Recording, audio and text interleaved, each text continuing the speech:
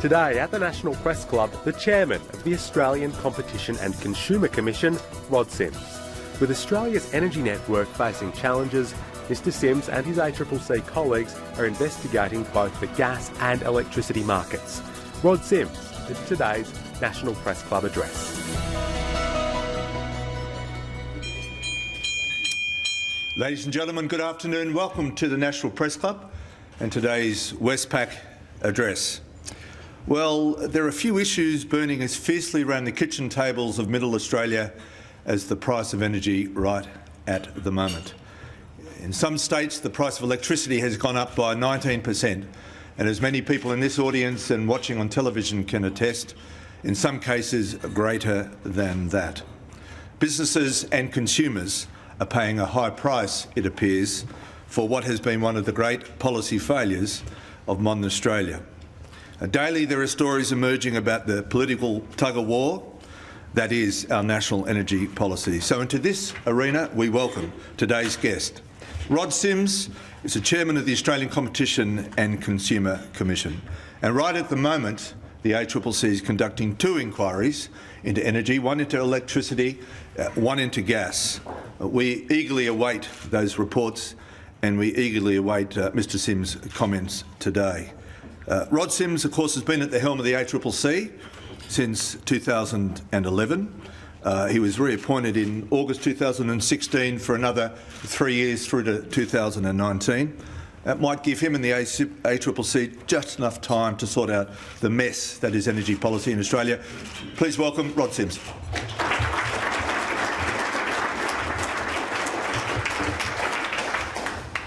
Thanks very much, Steve.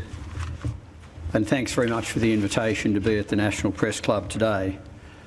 I certainly very much value the role that journalists play in keeping Australians so well informed. As someone who's been fortunate enough to travel extensively, I've seen the results when you have a press corps that simply spouts the government line, either without the capability or freedom to do otherwise. And further, without you, it would not be possible for the ACCC to communicate our compliance and enforcement actions, our product safety warnings and the outcomes from our work on infrastructure. Being able to send deterrence messages, for example, when we take successful action against companies found to be doing the wrong thing, is incredibly important for the effectiveness of our work. Now, the ACCC is always busy. Recently, we've had our first successful criminal cartel prosecution, and there'll be many more to come, hopefully fairly soon. Our competition work also covers actions where there's a misuse of market power or a substantial lessening of competition, both of which we allege in relation to Ramsay Health Care early this year. There are always many mergers or acquisitions to consider. Our recent decision in relation to Lachlan Murdoch and Bruce Gordon in relation to the acquisition of Channel 10 is something everybody here is familiar with, as I'm sure everybody is with our assessment of BP's proposed acquisition of Woolworths retail service station sites. We're probably the most active consumer regulator in the world. We regularly take action against very large companies, recently against Ford, Thermomix, Viagogo, NIB, Murray Goulburn and Apple, to name a few. Our product safety work at the moment is dominated by the recall of Takata airbags, with around 1.5 million cars still having those dangerous airbags in them. And this is on top of recalls such as the Infinity Cable recall that have the potential to burn homes to the ground. We're also Australia's regulator of telecommunications and transport, which sees us get involved in NBN speed claims and speed monitoring, as well as issues such as the pricing of services at the Port of Newcastle. Now, we also initiate market studies, such as our study into beef cattle and our new car retailing report, which is recently released. On top of all this, the federal government has directed us to conduct inquiries into dairy, Northern Australian insurance, residential mortgage products, electricity and gas. And apparently, if you believe what you read in the newspapers, we'll soon be looking into the impact of those little-known businesses called Google and Facebook. Now, if this inquiry is as reported, it could be one of our most important inquiries yet. We, of course, take all these new inquiries as a compliment, but suffice to say we're not suffering from boredom at the moment. Now, today I'm here to talk about electricity and gas. Energy affordability has gone from being a source of economic advantage to Australia to the opposite. We all meet, and certainly I do, on many occasions, people coming from overseas, potential investors in Australia, who just can't believe the electricity and gas prices in Australia at the moment, often multiples of what they're paying in their home countries.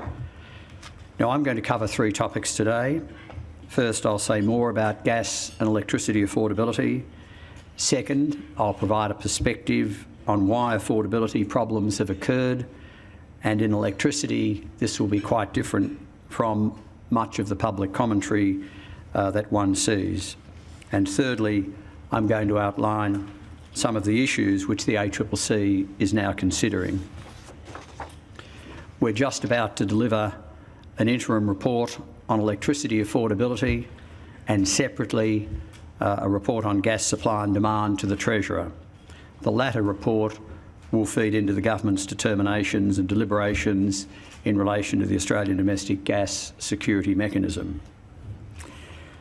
So, talking about our affordability problems, I'm going to talk about them under the heading of gas and then electricity. Each are crucial issues for Australia, and each face very different issues.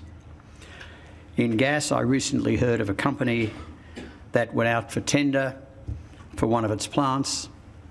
It got 3 or 4 responses and was able to lock in gas for 2 to 3 years at under $6 a gigajoule. The company's business, of course, is in Western Australia. Contrast this with what happened to Coogee Chemicals, also based in Western Australia, but it's on the record as saying it shut its plant on the east coast of Australia, not because the technology didn't work or because the plant was outdated, and not just because of the gas price, but also because they just could not get the gas they wanted. On the west coast of Australia, 5 suppliers are securing commercial and industrial customers at prices of $6 a gigajoule or lower. On the east coast, customers seeking offers usually finding only one supplier with take it or leave it terms, and offers are generally in the range of $10 to $16 a gigajoule for supply in 2018. As part of our current gas inquiry, we asked gas suppliers for offers they'd made over 2016-17 which had not resulted in a contract. For 2018, offers were made to 23 large C&I customers, commercial and industrial customers. Only 2 of those 23 customers received offers from more than one supplier. Many suppliers simply had no gas to sell. Our analysis shows that the majority of these offers had not been settled, so there remains considerable pent-up demand. Australia has many manufacturing plants that use gas as a feedstock or as an essentially irreplaceable source of energy. Industrial gas users made up around 46% of domestic gas sales in 2016. So for gas, this is very much about commercial industrial customers. And when you think of the manufacturers of explosives, glass, paper, steel, fertilisers and chemicals, they totally rely on gas, and we have many such plants in Australia. The future of these plants' investments, and sometimes the future of the plant itself, is at stake. Indeed, the ACCC spoke to well over 20 C&I gas users, and over a third were either considering reducing production or closing the plant. Jobs will be lost in regions where new jobs will be very hard to find.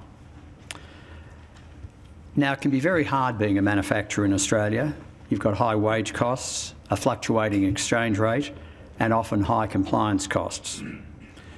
So while firms come and go, I think it would be very sad to see firms fail just because our East Coast gas market is dysfunctional.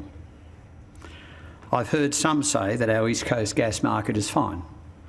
Supply will equal demand after some, quote, demand destruction, unquote. What a stunningly callous approach to people's hopes and livelihoods to describe their plant's future as something that could go under the heading of demand destruction. Of course, gas is not just an issue for Australian manufacturing. Wholesale gas prices make up 15 to 30% of total residential gas bills. Households' gas bills will increase by 5% in New South Wales and 11% in Victoria for each $2 a gigajoule increase in gas prices. Gas is, of course, also very relevant to the electricity sector, to which I now turn. Now, it's particularly concerning that the burden of higher electricity prices disproportionately affects segments of society which are least able to afford it. The proportion of household disposable income spent on electricity is around 5 times greater for the lowest income quintile as it is for the highest income quintile, or the top 20%.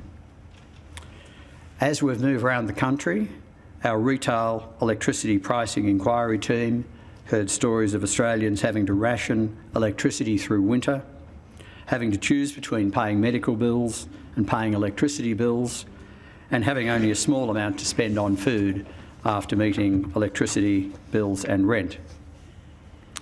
But as with high gas prices, the effect on industry is also telling.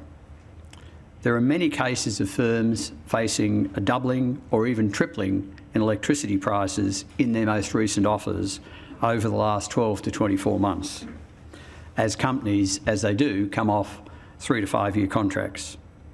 Often electricity is at least 5% of their total costs, which probably resembles the same size as their profit margin, and firms that are in the traded goods sector simply can't pass on these cost increases. Now, small businesses are under significant pressure from rising electricity prices. One retail grocer with multiple sites saw an increase of over 50% in their monthly bill, even after taking many energy efficiency measures. Given the thin margins in the industry, the business will need to lose the equivalent of 12 full-time staff to offset the increase in the costs of electricity. Many medium-sized food and non-food manufacturers, and we've spoken to a hell of a lot, have seen electricity prices increase by 20% recently, or by 100% or more over the last 5 years. Some had only 1 to 2 offers for supply. Some are so desperate they are buying directly from the spot market, which of course is an incredibly risky thing to do. And then of course we have stories from large businesses. While BlueScope, for example, has achieved over $300 million in production cost savings to stay in business, it's also seen a near doubling of its electricity costs from 2016, from $59 million per annum to over $113 million per annum. We at the ACCC have been sounding the alarm in relation to business energy costs for some time, and so it's great that there's now a lot of focus on that issue, and we hope that this focus continues. So how have these situations come about? We have gas affordability issues for completely different reasons to the causes of our electricity affordability issues. The gas shortage, however, is making electricity affordability issues worse. We completed our first gas study over a year and a half ago, and we're now on our second study. We found then, in the original study that was completed in 2016, that Australia's East Coast gas market had been upended by a triple whammy. First, the introduction of export LNG projects changed gas flows and domestic prices. Second, oil prices fell faster and further than some thought possible, curtailing investment in gas exploration and development. Third, regulatory uncertainty and exploration moratoria have significantly limited or delay the potential for new gas supply. The simultaneous commissioning of the 6 LNG trains in Queensland caused significant disruption to the market and the demand-supply balance, with some LNG proponents having to supplement their gas by diverting gas that used to go into the domestic market. Now, when the 3 LNG projects made their final investment decisions, oil prices were $108 per barrel. That compares to their long-term average price of $55 a barrel. Unfortunately for gas users and producers, when the oil prices fell, some wound back their expenditure. Greatly worsening the problem is the spectre of regulatory uncertainty and state-based moratoria. Now, moratoria and other regulatory restrictions in New South Wales, Victoria and Tasmania are preventing and impeding onshore gas exploration and development, and in and of themselves, nothing to do with the LNG, they are particularly causing higher gas prices in the south of the country. As we said in our first gas inquiry report, we do not purport to weigh into the debate surrounding environmental issues, but we feel that policymakers need to consider the costs and benefits of projects on a case-by-case basis. It's easy to accept that some projects shouldn't go ahead on environmental grounds. It's difficult to accept that none of them should go ahead. As our first report pointed out, Australia has enormous gas resources. Gas availability is clearly not the issue. The report also pointed out that Australia has and will benefit enormously from the 3 large LNG projects. These projects also brought on gas that wouldn't have otherwise been brought on. If there's criticism of these large players, is that they made decisions based on then high current oil prices rather than long-term average prices of $55, which is what they should have done. The 3 LNG producers, however, couldn't have foreseen that just as they were making their investment decisions, New South Wales and Victoria would essentially stop further exploration and development of projects. And of course, in Victoria, we've had even conventional gas projects prevented. Now, as I say, it's up to governments to make these sort of environmental decisions. Having made them, however, it's difficult for those governments then to criticise the LNG producers.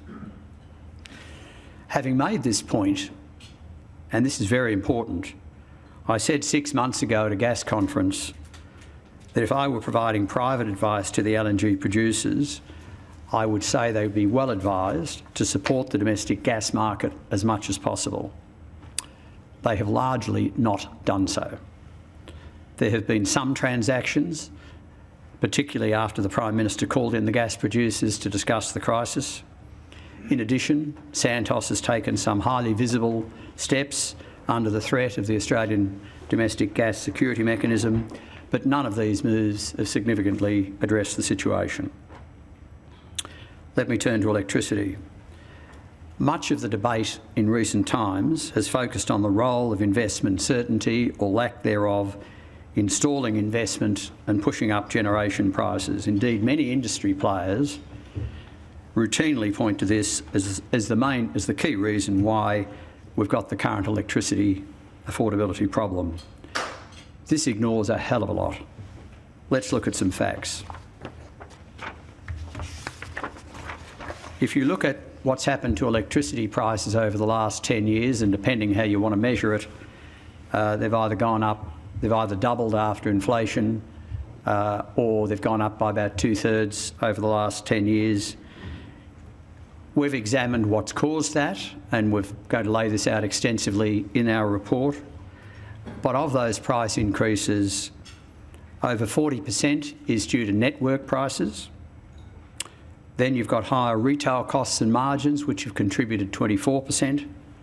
Generation costs have contributed 19%, and green scheme costs have contributed 16%.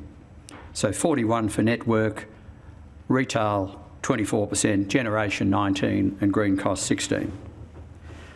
Let's look at network costs. These increased largely because particular state governments pushed for and achieved looser regulation of these then largely government-owned network companies to protect their revenues from what they were concerned would be tight Australian Energy Regulator regulation. The weakened rules limited the ability of the AER to ensure consumers just paid efficient costs. While the rules have now been tightened, the damage has been done to Australia and at great cost to Australia. The problem remains a contemporary one, however, as shown by the recent appeals by New South Wales and the ACT against the AER's ruling that sought to ensure consumers didn't pay excessively for the network costs. The New South Wales and ACT appeals would have added $6 billion to the electricity bills in that state and territory. Also pushing network prices higher has been a range of decisions by various governments to improve reliability in response to particular events, and it's highly doubtful that consumers were prepared to pay the extra amounts they've had to get that extra reliability. Let's look at wholesale prices. They've contributed 19% to the increase over the last 10 years. They've increased recently, largely it seems in response to the closure of Hazelwood and Northern power stations. The size of the wholesale price increases in response to these closures, the increases have been over 100%, has surprised most observers.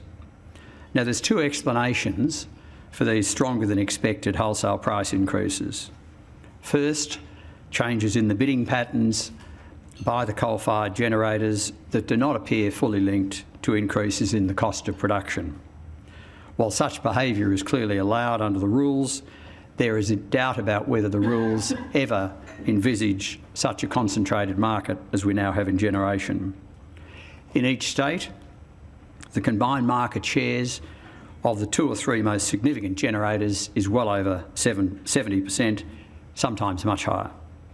The closure of Hazelwood and Northern increased this level of concentration in Victoria and South Australia and pushed overall capacity closer to demand levels such that much more often the high market shares of the generators would have them realise that they could bid in high prices knowing they would be dispatched.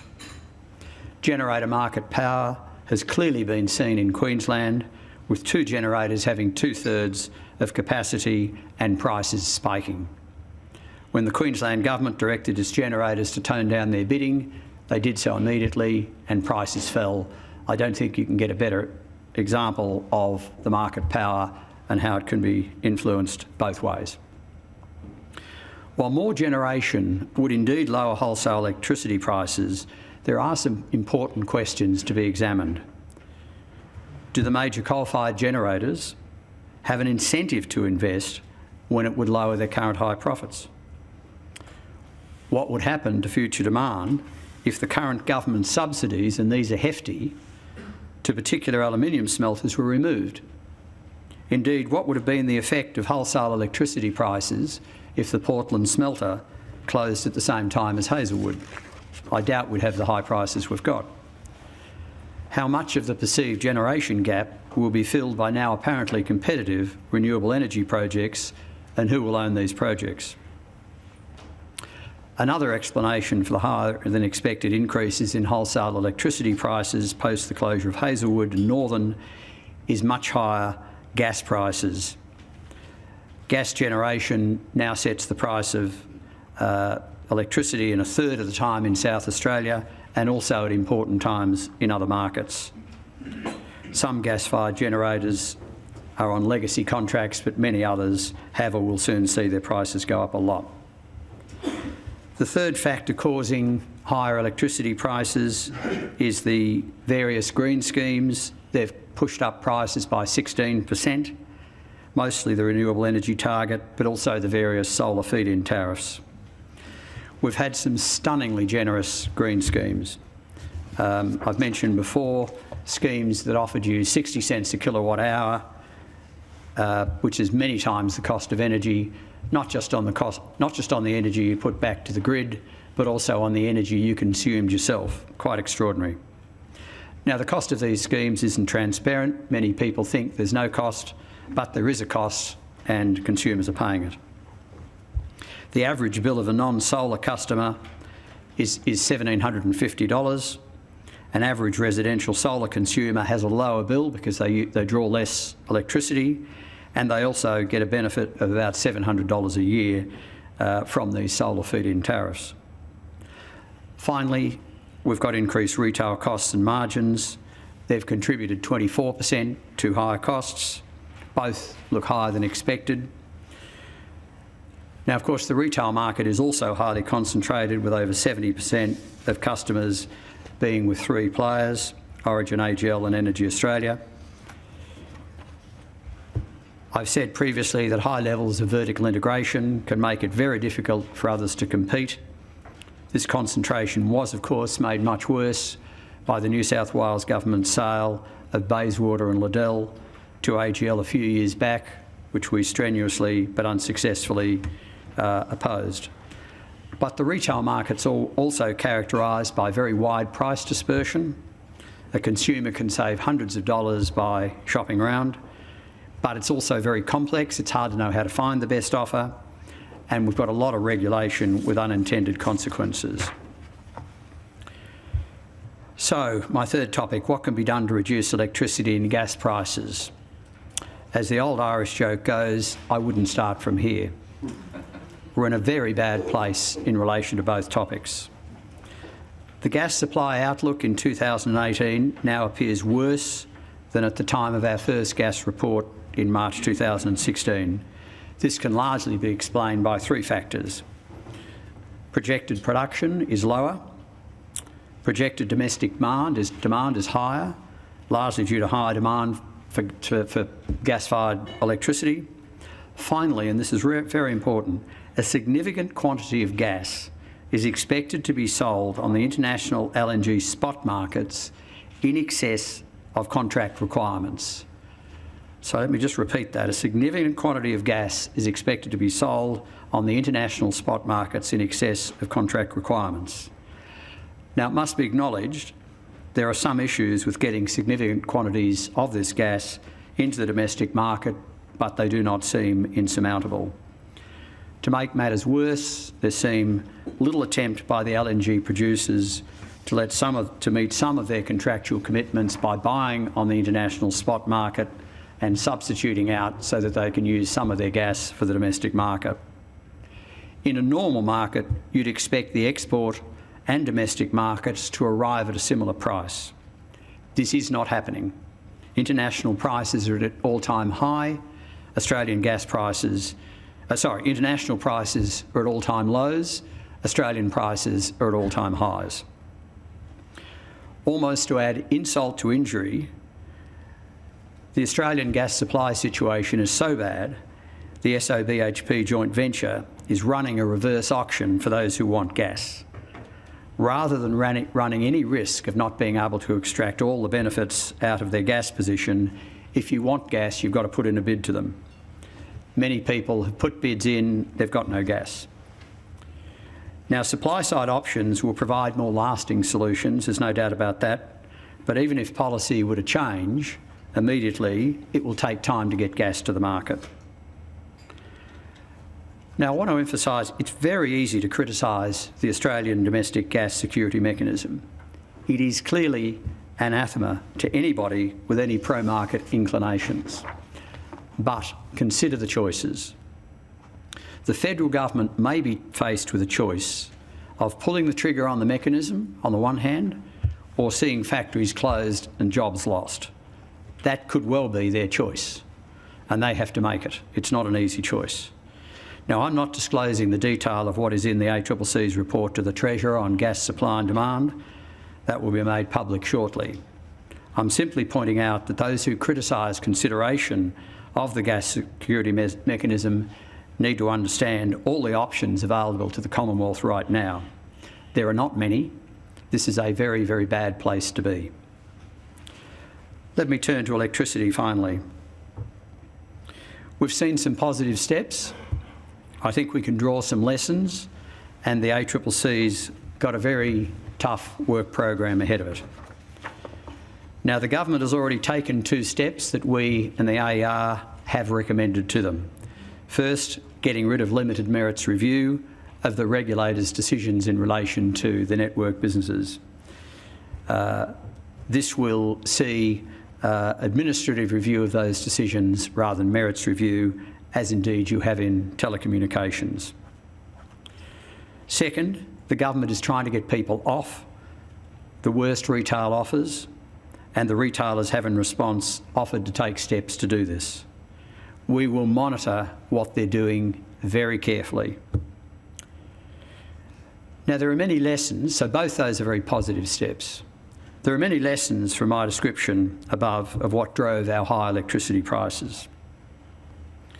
First, I would say weigh very carefully what you do to improve reliability, because consumers will pay the bill for the steps you take to improve reliability.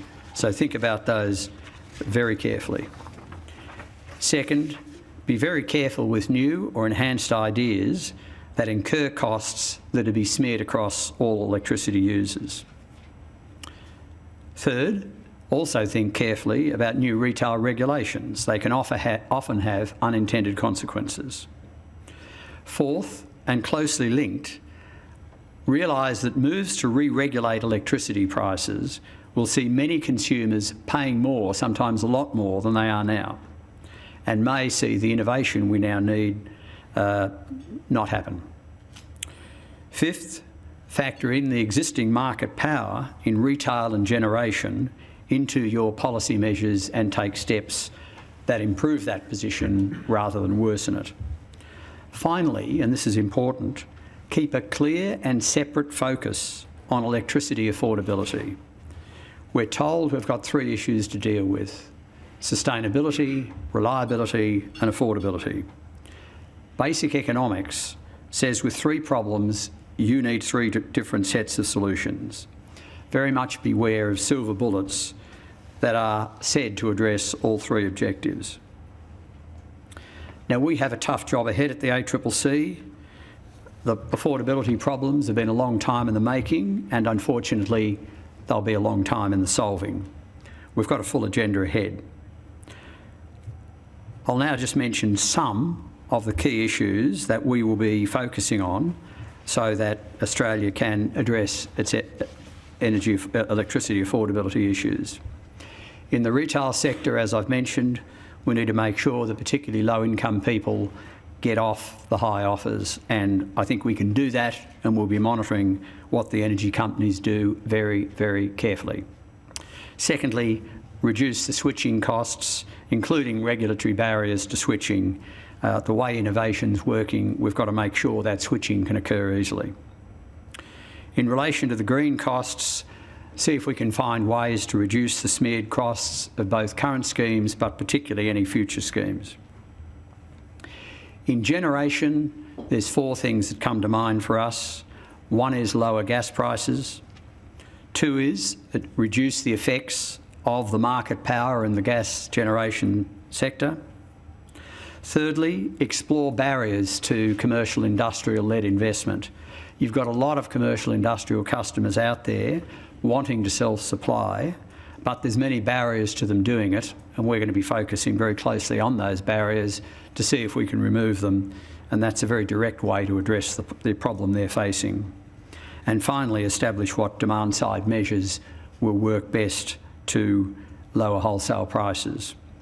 And in the case of networks, as I've said, remove limited merits review, that's fundamental, reduce inefficient network costs, and reconsider asset values. These are issues, if you're interested in affordability, those are the issues to focus on.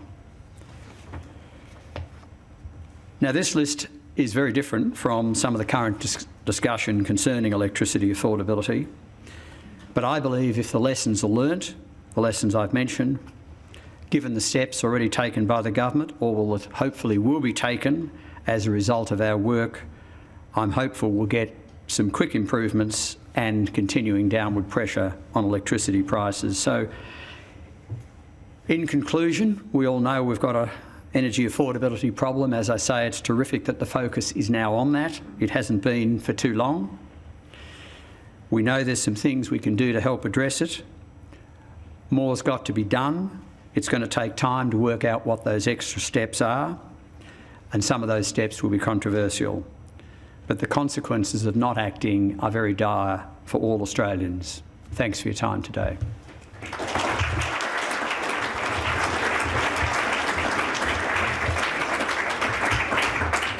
Thank you, Rod Sims, for that fairly honest and fairly sombre assessment on how we got to the mess that we are in today. We have a lot of questions from journalists who would no doubt like to ask you to clarify some of your remarks or expand on some of your remarks. Our first question is from the West Australian. Nick Evans from the West Australian newspaper. You'll forgive us if we feel a little smug about our policy settings in the wake of your speech. You should. There are those that argue that our electricity market is in a better place than the East Coast, primarily because of what was at the time a very unpopular domestic gas reservation with producers, and because Western Power and the retailers have largely remained in public hands. What do you say to those people that argue that there are some assets like electricity poles and wires that simply shouldn't be sold or shouldn't be in private hands, and the best way for governments to deal with that is to just retain them or buy them back or nationalise them or whatever it would be? I think that is misguided, to be frank. So 41% of the increase in electricity prices over the last 10 years has been due to network costs, and as I say, we keep forgetting that. Those poles and wires that run down your street are the main reason you're paying too much for electricity. It was state governments, when they owned these poles and wires, that deliberately loosened the rules, which made it very hard for the AER to make sure that consumers are only paying efficient costs. I have to say that when those rules were loosened, the two states that took most advantage, or the two network businesses, were the government-owned ones in New South Wales and Queensland. The privatised ones in Victoria, the increases were much, much less. So if you want to look at the evidence of privatisation and government ownership in network businesses, I'm afraid the evidence is that the biggest cost increases have been with the government-owned network businesses. So I think the evidence is the reverse. Our next question is from Katina Curtis. Thank you, Mr Sims. Katina Curtis from Australian Associated Press.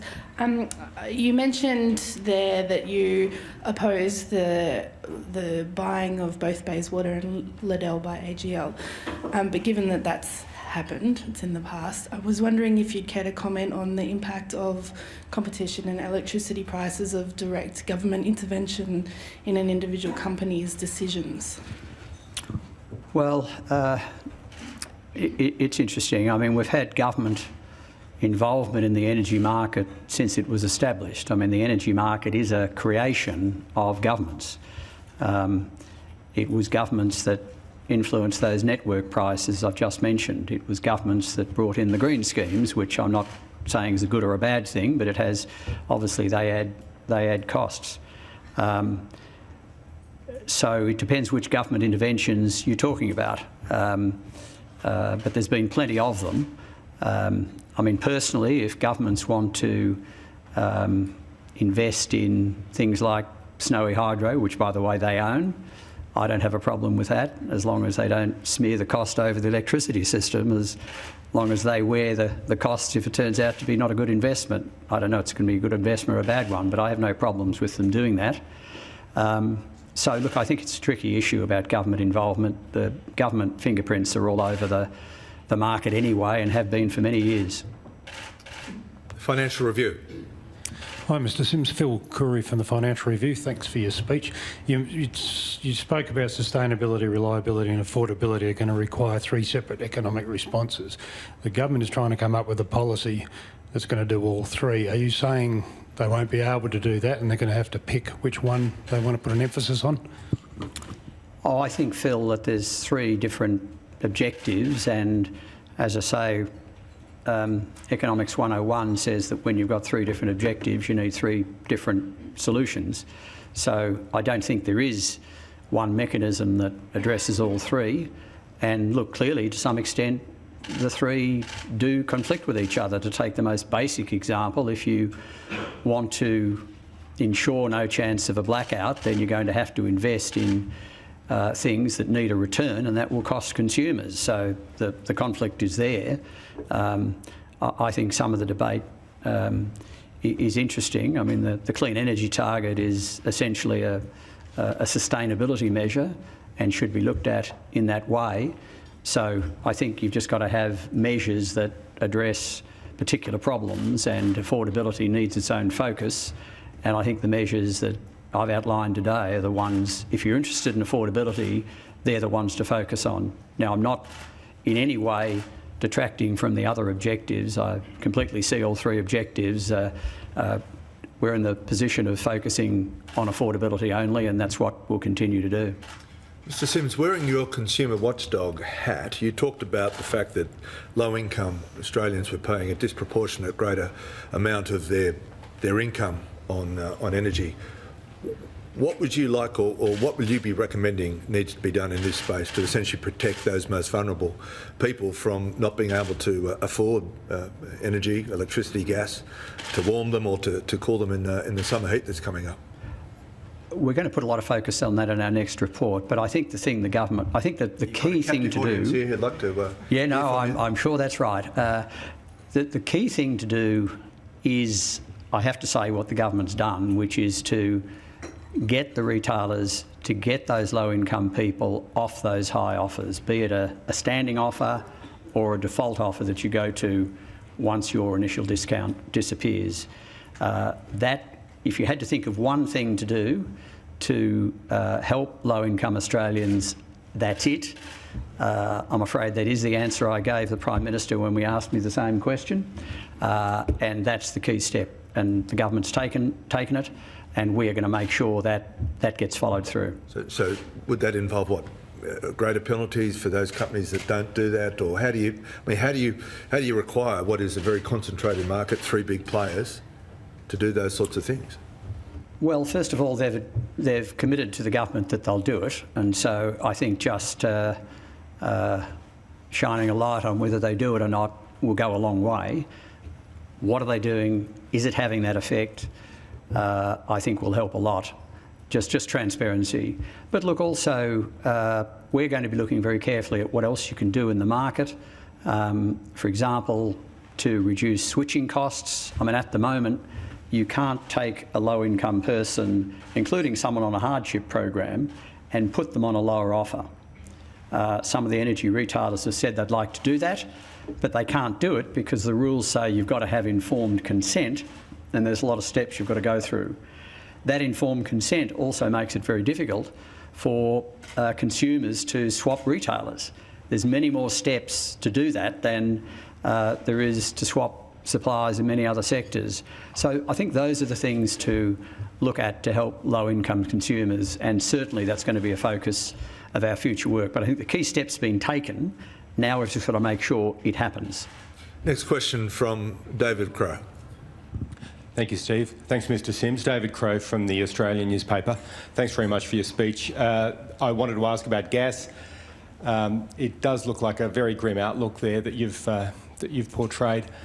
Can I draw you out further on one thing that you said about gas, the LNG exporters selling onto the spot market internationally? Is that gas that's being denied to Australian customers because it's over and above what those LNG companies have already contracted? How damaging is that to Australian manufacturers and customers now? And what does that say about the big picture on the gas market and how tight the gas export controls will have to be on January 1, because from your speech it seems pretty clear that those controls will have to be imposed and will have to be fairly tight.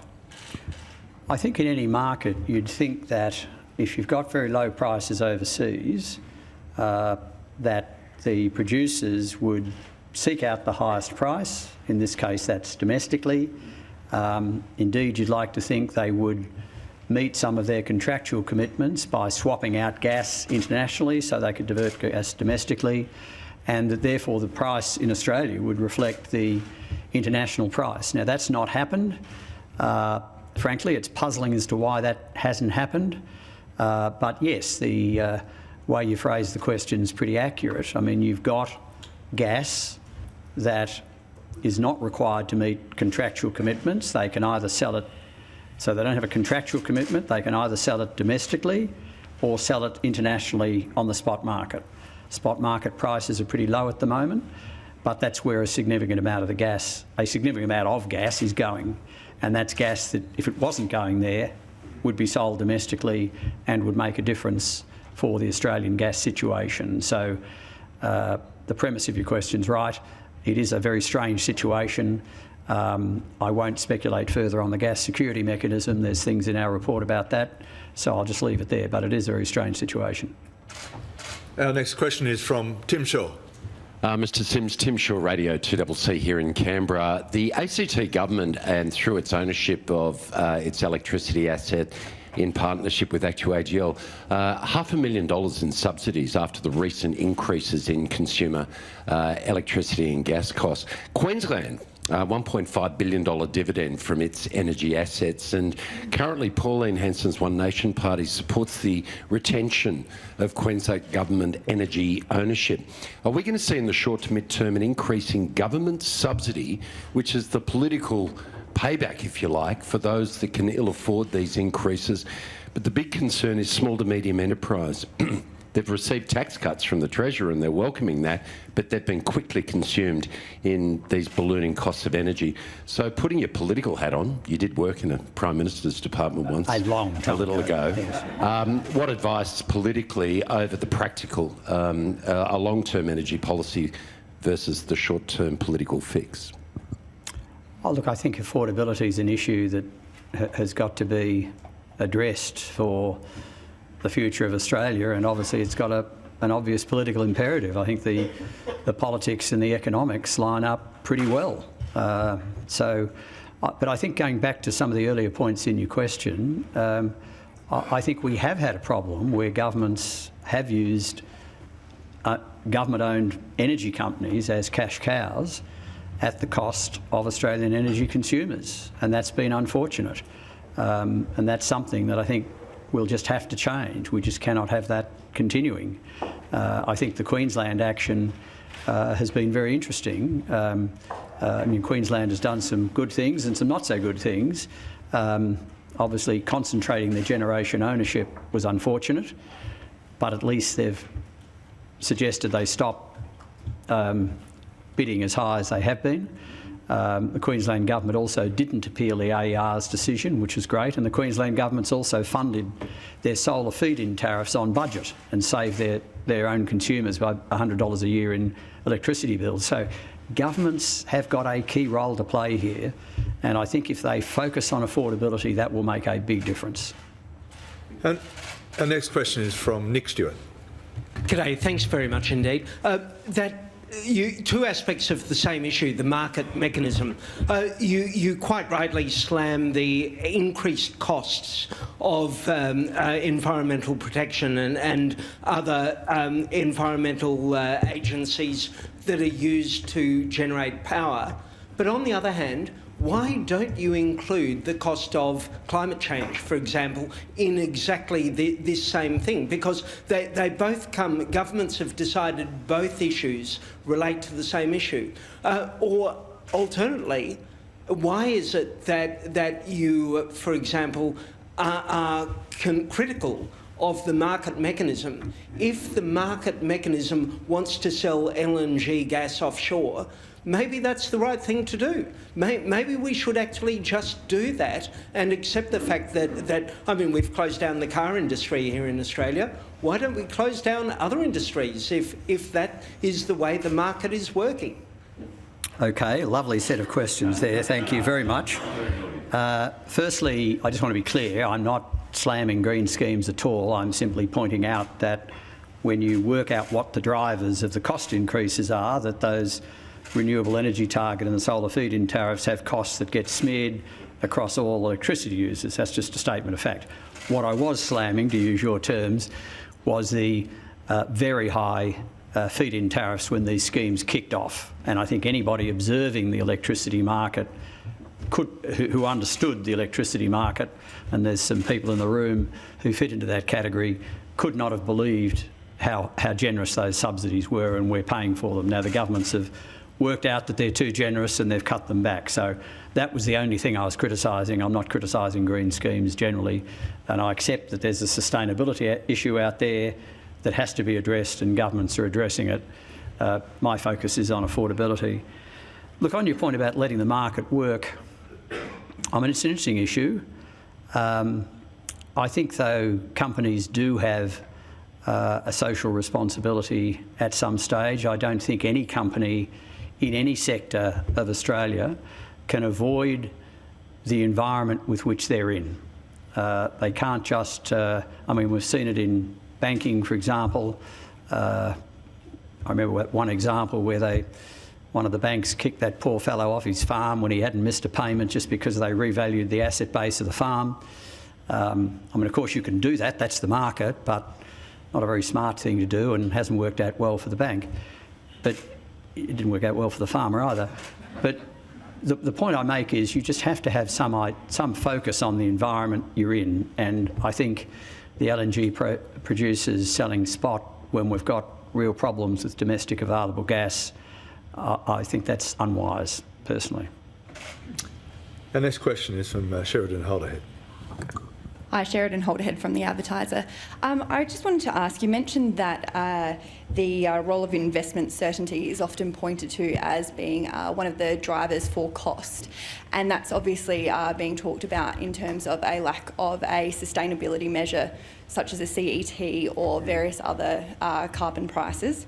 I wondered if you actually believe that that has actually had any impact on affordability, or whether the silence on that particular policy has actually not impacted on prices. I think the honest answer is it's too hard to tell. I mean, of course, we've had a bipartisan policy in relation to environmental issues in relation to energy, and that's called the Renewable Energy Target. But when you think about certainty, sometimes I see the discussion of certainty as this dial you can turn from 0 to 1. But just think about it if you're trying to make an investment decision. You don't know what's going to happen to demand. Will governments keep subsidising those aluminium smelters? I haven't looked at the numbers recently, but they may be about 15% of the market. If subsidies stopped, that demand goes. That has a big effect. I've spoken to numerous investments in wind and solar. They're thinking about when to invest because they know wind and solar costs are coming down. They don't want to invest before they come down anymore. So they've got to work that out. Most companies I know who are involved in these areas have had a shadow carbon price for 20 years. The smart ones have. Certainly in the last 10 years, most companies have had a shadow carbon price. So I just think this dial of 0 to 1 is overstated. There's enormous uncertainty out there. Companies in the business of managing uncertainty, my advice to them would be to get on with it and do it. It's their job. Guardian Australia. Hello, Mr Sims. Catherine Murphy from Guardian Australia. Just a couple of questions, if I may. Just picking up your smeared costs point of mechanisms, sustainability mechanisms in the electricity market. As an economist, what is your preferred least cost way of reducing emissions? Dare I say, could it be a carbon price? And secondly, also, basically the picture you've painted for us today is electricity is, there's a market power problem, in essence. That there's too much concentration of ownership, there's not enough competition across generation and retailing. So you've painted the problem for us, but I'm a little bit unclear as to the solutions. Are you saying the ACCC needs expanded powers, for example, to allow divestitures, or are the mechanisms in order to promote competition in the market if it doesn't happen organically? Are you suggesting that you need more proactive powers to sort of, well, the trust bust is a poor analogy, but you know what I mean? Yeah. No, thanks for that. Look, I'll deal more with your second question, if I may, than your first, but because our focus is on reliability and, of course, I can't stray into sustainability, but you're quite right, there's been a long-standing debate on how to deal with carbon issues. One mechanism is a carbon reduction scheme, another one is a renewable energy target. They're effectively substitutes, and economists have had clear views on that for some time, and I'm an economist, so I'll let you work the rest out. In relation to your second question, no, we're not seeking more powers. I'm on the record in other circumstances of saying we don't want powers to bust up companies. That's too big a stick for a competition regulator to have.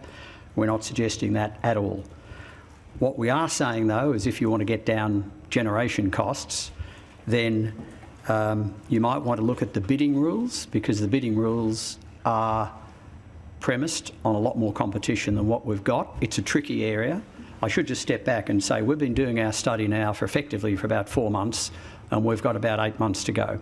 So we're about a third of the way through, and we were asked to produce an interim report, and we have a very clear view about what we're going to focus on now.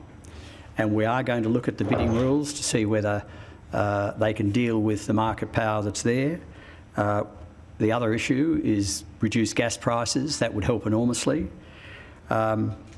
And the other point I made is that there are a lot of commercial industrial customers who are trying to self-supply, but they're facing barriers. If we can come up with schemes to address that, that will make a big difference as well. I mean, for affordability, you've got two sets of problems. You've got households, where we've got to help them find the best offers, and you've got industry, and industry's largely, many people I meet trying to think through how they can do a bit more self-supply.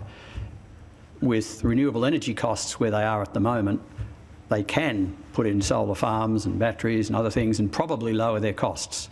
They think they can, but they're facing barriers, and we're going to be addressing that, and we hope to have more to say on that in the future. But I don't want to, mention schemes that are half-baked. We have to work on them and put a lot of effort into them. But that's the areas we're looking at: the rules, gas prices, how to remove barriers to investment, which are there. We're not looking to break anybody up, despite some speculation. In a case of Macquarie Generation, when you have mergers, you scramble the egg. The egg's scrambled, you don't unscramble it. Our final question from Peter Phillips. Mr Sims, Peter Phillips, Director of the club. It's great to welcome you back to the club again. I know that for you, venturing into the political domain, particularly in the context of one of the Commission's considerations or investigations, is a bit invidious, but nonetheless I'm going to have a go and ask you, have you reached any views yet about the extent to which and the ways in which recent politicisation, intense politicisation of the energy debate, and especially the demonisation of the renewables sector,